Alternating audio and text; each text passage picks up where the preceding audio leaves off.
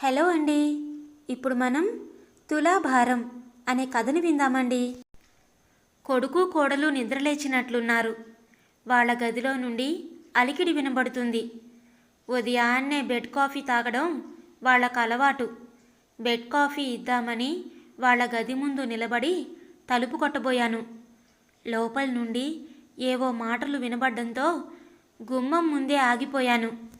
వేరే వాళ్ళు మాట్లాడుకుంటున్నప్పుడు చాటుగా ఉండి వినడం సంస్కారం కాదని తెలిసినా ఆ మాటలు నా గురించి కావడంతో అక్కడి నుండి కదలలేకపోయాను.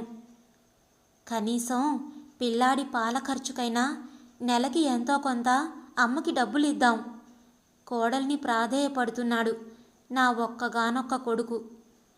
దేనికండి ఇచ్చేది? పిల్లాడి పాలకి ఎంత అవుతుంది? మహా అయితే నెలకి 1000 కన్నా కాదు. ఆ మాత్రం ఆవిడ సొంత మనవడి కోసం ఖర్చు పెట్టలేదా? ఇంటి అద్దె మొత్తం ఆవిడే తీసుకుంటుందిగా. కొడుకు మాట వినడానికి ససేమిరా అంటోంది కోడలు. ఇంటి మీద అద్దె ఎంత వస్తుందో నీకు తెలియంది కాదు. నెలకొచ్చే 5000ల్లో కరెంటు బిల్లు, సరుకులు, పాలు, మందుల ఖర్చులు అన్నీ అమ్మే భరించాలి. ఇప్పుడు పిల్లాడి ఖర్చులు కూడా అంటే అమ్మకి కష్టమవుతుందేమో. గట్టిగా మాట్లాడలేక చిన్నగా నసుకుతున్నాడు సుపుత్రుడు. ప్రైవేట్ కంపెనీలో అకౌంటెంట్గా పనిచేసే శ్రీవారు అర్ధాంతరంగా కాలం చేయడంతో హైదరాబాదులో ఉద్యోగం చేసే కొడుకు పంచం చేరక తప్పలేదు. కొడుకు పెళ్ళయ్యేంత వరకు ఏ బాధ లేకుండా గడిచిపోయింది. తన ఆఫీసులో పనిచేసే అమ్మాయినే ఇష్టపడి పెళ్లి చేసుకుంటానంటే ఒకటే కులం కాకపోయినా పెద్ద మనసుతో సరేనన్నాను. కొడుకు సంతోషం కన్నా ఏది ఎక్కువ కాదనుకున్నాను. కానీ అదే నే చేసిన తప్పేమో అనిపిస్తుంది అప్పుడప్పుడు. పెళ్ళై 2 నెలలు గడవక ముందే కొడుకు ఇంట్లో నా అస్తిత్వానికే ముప్పు ఏర్పడుతుందనుకోలేదు. కొడుకు ఇంట్లోనే పని మనిషిగా మసలాల్సి వస్తుందని కల్లో కూడా ఊహించలేదు. మన పని మనం చేసుకుంటే తప్పేంటని కొడుక్కి చెప్పించి పని మనిషిని, చాకలిని మాన్పించింది కోడలు. మొదట్లో పనిమంతురాలైన కోడలు దొరికిందనుకున్నాను. కానీ ఆ పనంతా నా నెత్తిన రుద్దుతుందని ఊహించలేకపోయాను. పోనీలే, వంట పని తను చేస్తుంది కదా, ఖాళీగా కూర్చునే బదులు నేను ఇంటి పని చేస్తే ఏం పోతుందిలే అని సరిపెట్టుకున్నాను. కానీ 4 రోజుల్లోనే వంట పని కూడా నాకే అప్పగించింది కోడలు. అదేమంటే ఆఫీసులో పని ఎక్కువైందని నా కొడుకే కోడల తరపున వకాల్తా పుచ్చుకున్నాడు. ఇక చేసేదేమీ లేక మౌనంగా ఇంట్లో అన్ని పనులు చేస్తూ పని మనిషిగా బ్రతకడం అలవాటు చేసుకున్నాను. కానీ పోను పోను కోడలికి నా ఉనికే ఇష్టం లేకుండా ఉందని గ్రహించాను. చీటికి మాటికి అయిన దానికి కాని దానికి నా మీద ఫిర్యాదు చేసేది. నా పరిస్థితిని కళ్ళారా చూస్తున్నా పైకి మాత్రం ఏమీ అనలేని అసమర్థత వాడిది. ఒకరోజు కోడలు లేని సమయం చూసి, అమ్మా, ఇన్ని బాధలు పడుతూ ఇక్కడ ఉండడం దేనికి అని అడిగాడు. వాడి ఆంతర్యం అర్థం చేసుకోలేనంత అమాయకురాల్ని కాను నేను. ఇంట్లో నుండి వెళ్ళమని చెప్పకనే చెప్తున్నాడు. వాణ్ణికి ఇబ్బంది పెట్టి ఉపయోగం లేదని తెలిసి ఉన్న పళంగా పెట్టా బేడా సర్దుకొని నా సొంత ఇంటికి వచ్చేసా. అత్తయ్య, మిమ్మల్ని మాతో తీసుకెళదాం అనుకుంటున్నాం. ఎక్కడలేని ఆప్యాయత కురిపిస్తోంది కోడలు. ఆ ఆప్యాయత వెనకాల అవసరాన్ని గ్రహించలేనంత అమాయకురాల్ని కాదు. కొడుకింటి నుండి వచ్చేసిన నాటి నుండి కనీసం నేనెలా ఉన్నాను, తింటున్నానా లేదా అని కనీసం ఫోన్ కూడా చేసి ఎరగదు కోడలు. అటువంటిది ఈరోజు నా గుమ్మం తొక్కిందంటే నాతో ఏదో అవసరం ఉందని ముందే గ్రహించాను. అవునమ్మా, ఇద్దరం ఉద్యోగాలకెళుతూ పిల్లాన్ని చూసుకోవడం కష్టంగా ఉంది. అసలు విషయం బయటపెట్టాడు నా కొడుకు. పిల్లాడు పుట్టిన తర్వాత కనీసం చూడ్డానికి కూడా రమ్మని పిలవని సుపుత్రుడు ఇప్పుడు పిల్లాన్ని చూసుకోవడానికి రమ్మంటున్నాడు. ఏమాత్రం సిగ్గుపడకుండా. మనుషుల మధ్య అవసరాలే తప్ప అనుబంధాలకు, ఆప్యాయతలకు చోటుండదు అనడానికి ఇంతకంటే సాక్ష్యం ఏం కావాలి? ఇంటి పని, వంట పని చేయడానికి మనుషుల్ని పెట్టామత్తయ్య. మీకేం ఇబ్బంది ఉండదు. మీరు పిల్లాన్ని చూసుకుంటే చాలు. చేసిన తప్పు మళ్ళీ చెయ్యను అన్నట్లు సంజాయిషి ఇస్తోంది కోడలు. ఇంటి పనికి, వంట పనికి మనుషుల్ని పెట్టుకున్నట్లే పిల్లాన్ని చూడ్డానికి కూడా ఓ మనిషిని పెట్టుకుంటే పోయేది కదా అని మనసులో అనుకున్నాను. పిల్లాడి కోసం కూడా ఓ ఆయాని పెడదాం అనుకున్నామమ్మా. కానీ ఎంతైనా సొంత మనుషులు చూసినట్లు చూడరు కదా. అందుకని పెళ్ళానికి వత్తాసుగా నసిగాడు ఒక్కగానొక్క సుపుత్రుడు. అంతకుముందు పని మనిషిగా ఉపయోగించుకున్నట్లే ఇప్పుడు ఆయాగా ఉపయోగించుకుంటాం అని భార్యాభర్తలు ఇద్దరూ ఎంతో అందంగా చెప్పకనే చెప్తున్నారు. వాళ్ళింటికి వెళితే మాత్రం నా బ్రతుకు కుక్కలు చింపిన విస్తరే అవుతుంది. అలా అని మనవణ్ణి దగ్గరుండి చూసుకునే అవకాశాన్ని వదులుకోలేను. ఏం చేయాలో పాలుపోకుండా ఉంది. ఓ 5 నిమిషాల మౌనం తర్వాత, అక్కడి వాతావరణం నాకు సరిపడట్లేదు. కావాలంటే పిల్లాన్ని ఇక్కడ వదిలి వెళ్ళండి, నేను చూసుకుంటాను అన్నాను భార్యాభర్తలిద్దరితో. ఆ సమాధానాన్ని వాళ్ళు ఊహించలేదేమో. ఇద్దరూ ఒకరి ముఖాలొకరు చూసుకొని మౌనంగా ఉండిపోయారు. తలుపు దగ్గరే ఎక్కువసేపు నిలబడ్డానికి నా మనసెందుకో అంగీకరించకపోవడంతో బెడ్ కాఫీ ఇవ్వకుండానే వెనుతిరిగాను. బహుశా నా అడుగుల శబ్దం విన్నారో ఏమో. తలుపు తెరుచుకొని బయటకొచ్చింది కోడలు. ఏంటత్తయ్య, పిలవకుండానే వెళ్ళిపోతున్నారు అంది. వాళ్ళ మాటలు విన్నానో లేదో తెలుసుకోవడానికి అన్నట్లు. బెడ్ కాఫీ ఇద్దామని వచ్చాను, కానీ మీరింకా నిద్రలేవలేదేమో అని వెళ్ళిపోతున్నాను అన్న నా సమాధానంతో వాళ్ళ మాటలు వినలేదని రూఢీ చేసుకుంది. ఇటివ్వండి అత్తయ్య, ఆయనకి నేనిస్తాను అంటూ నా చేతిలోని కాఫీ కప్పులున్న ట్రే అందుకుంది. ఇంతలో నా కొడుకు కూడా గదిలో నుండి బయటకొస్తూ, అమ్మా, రాత్రంతా ఆలోచించి మేమిద్దరం కలిసి ఓ నిర్ణయానికి వచ్చాం అన్నాడు. నీకు నిర్ణయాలు తీసుకునే ధైర్యం కూడా ఉందా అందామనుకొని అనవసరంగా గొడవలు పెట్టుకోవడం ఎందుకని, ఏమిటా నిర్ణయం అని అడిగాను. ఇంతలో కోడలే, అవునత్తయ్య, ఇద్దరం బాగా ఆలోచించాం. పిల్లాన్ని మీ దగ్గరే వదిలి వెళదాం అనుకుంటున్నాం అంది. అంతకన్నా వాళ్లకు వేరే దారి లేదని నాకు తెలుసు. మనవణ్ణి నా దగ్గరే వదిలి వెళతారని కూడా తెలుసు. ఎందుకంటే నా కోడల్లాగే వాళ్ళ అమ్మా నాన్నలు కూడా రూపాయి లెక్కలేసుకునేవాళ్లే. వాళ్ళెటూ పిల్లాన్ని చూడరు. అయినా ఒక రాయి వేసి చూద్దామనిపించింది. నాకన్నా పిల్లాడిని మీ అమ్మా నాన్నల దగ్గర వదిలితేనే మంచిదేమోనమ్మా అన్నాను. అమ్మా నాన్నలిద్దరూ షుగర్ పేషెంట్లు అత్తయ్య. వాళ్ళ పనులు వాళ్ళు చేసుకోవడమే కష్టంగా ఉంది.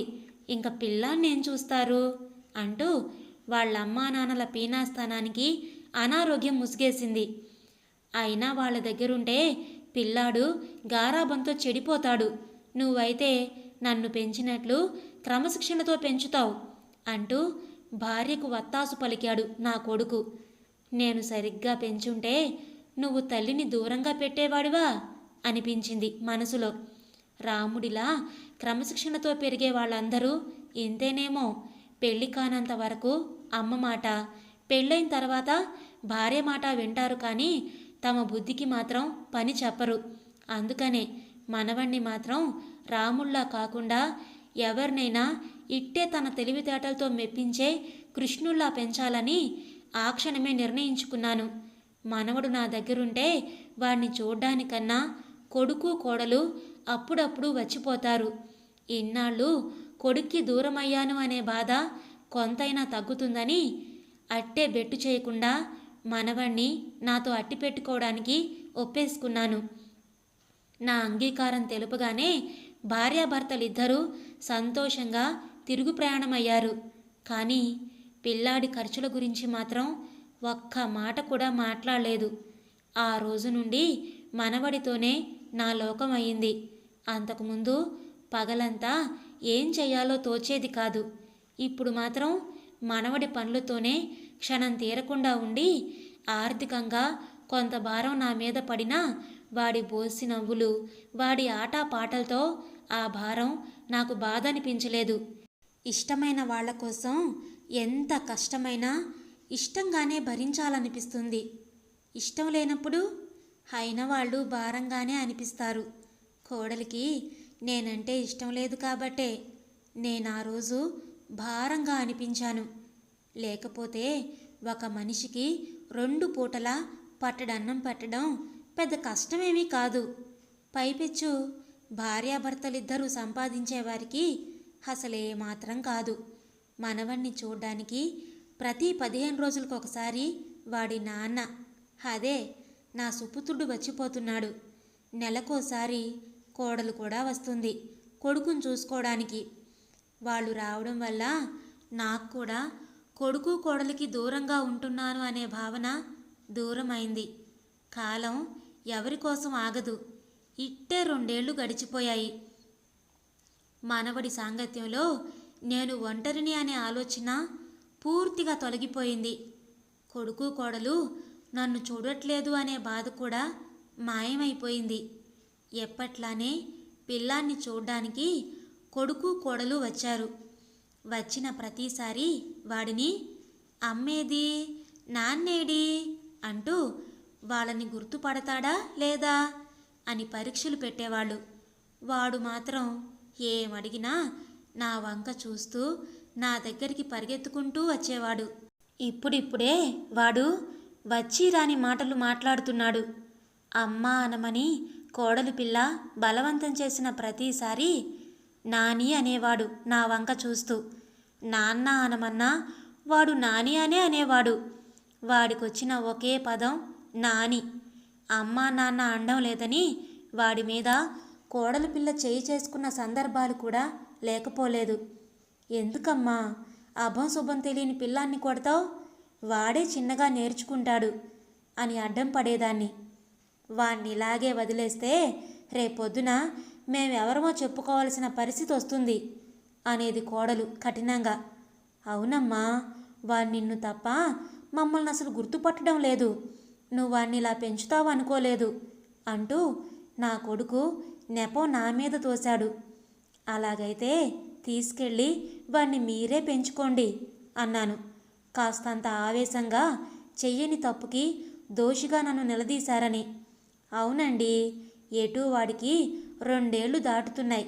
ప్లే స్కూల్లో చేర్చుకుంటారు, మనతో పాటు తీసుకెళదాం అని భర్తకు ఆదేశాలిచ్చింది కోడలు.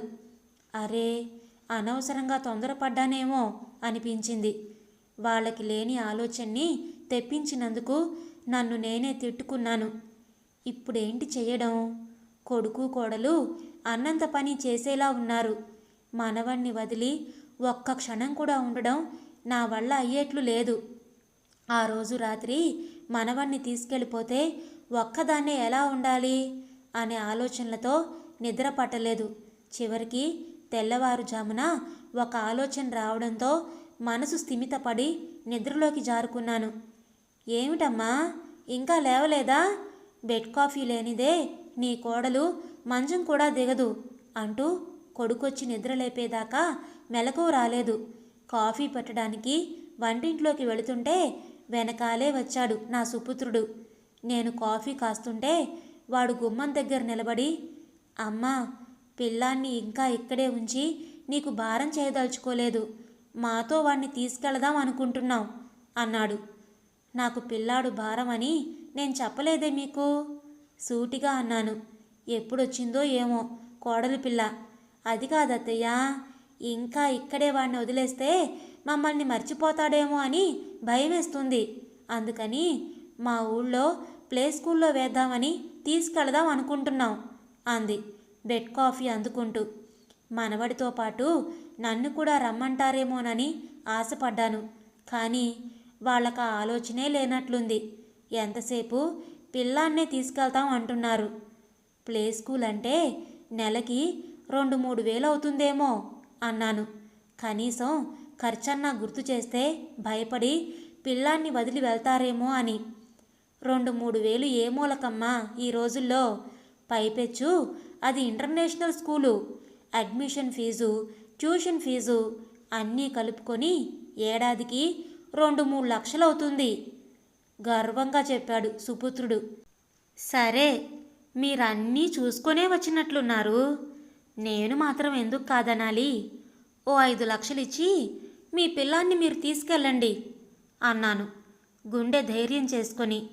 నా నుంచి ఊహించని జవాబు రావడంతో నా మాటలు అర్థమయ్యాయో లేక అర్థం కానట్లు నటిస్తున్నారో భార్యాభర్తలిద్దరూ ఒక్కసారిగా 5 లక్షలేంటి అన్నారు.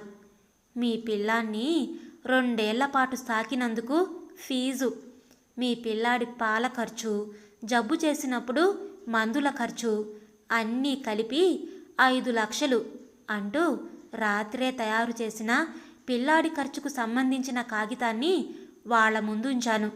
ఆ కాగితంలో లెక్కలు చూసి ఓ 5 నిమిషాలు మొగుడు పెళ్ళాలిద్దరికీ నోట మాట రాలేదు. కొయ్య బొమ్మల్లా చేష్టలుడిగి అలాగే నిలబడిపోయారు.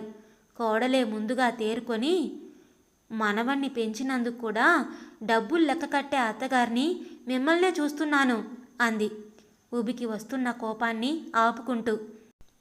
ఇంట్లో అత్తగారు ఊరికినే పడుంటుంది. ఇంటి పని, వంట పని ఆవిడ చేత చేయిస్తే 4 డబ్బులు మిగులుతాయి అనుకునే కోడలున్నప్పుడు మనవణ్ణి సాకినందుకు ఖరీదు కట్టే అత్తగారులు ఉండడంలో పెద్ద ఆశ్చర్యమేముంటుంది అన్నాను ఏ మాత్రం భయపడకుండా. నా మాటలు సూటిగా కోడలికే తగలడంతో ఏం మాట్లాడాలో అర్థం కాక మౌనంగా ఉండిపోయింది. సొంత కొడుకు బిడ్డని పెంచినందుకు డబ్బులు అడగడానికి నీకు నోరెలా వచ్చిందమ్మా? పెళ్ళాం తరపున వకాల్తా పుచ్చుకున్నాడు నా కొడుకు. కన్నతల్లికి 4 మెతుకులు పెట్టడానికి కూడా లెక్కలు చూసుకునే కొడుకులున్నప్పుడు నీ కొడుక్కి నేను పెట్టిన ఖర్చును రాబట్టుకోవడంలో తప్పు లేదనుకుంటున్నాను అన్నాను కాస్తంత కోపంతో. అంటే మేము నిన్ను చూడలేదు అనే కక్షతో ఇదంతా చేస్తున్నావా? రెట్టించాడు సుపుత్రుడు. ఏ తల్లి బిడ్డల మీద కక్ష కట్టదు. బిడ్డలే కన్నతల్లుని కాదనుకుంటున్నారు. నీ బిడ్డని తీసుకెళ్లేటప్పుడు కన్నతల్లిని కూడా తీసుకెళ్లాలని నీకు అనిపించొద్దా అన్నాను సీరియస్గా. నా మాటలకు తలదించుకున్నాడు నా కొడుకు. నీ పిల్లాడికి లక్షలు కట్టడానికి నీ దగ్గర డబ్బుంది, కానీ కన్నతల్లికి 4 మెతుకులు పెట్టడానికి మాత్రం మీ దగ్గర డబ్బు లేదు.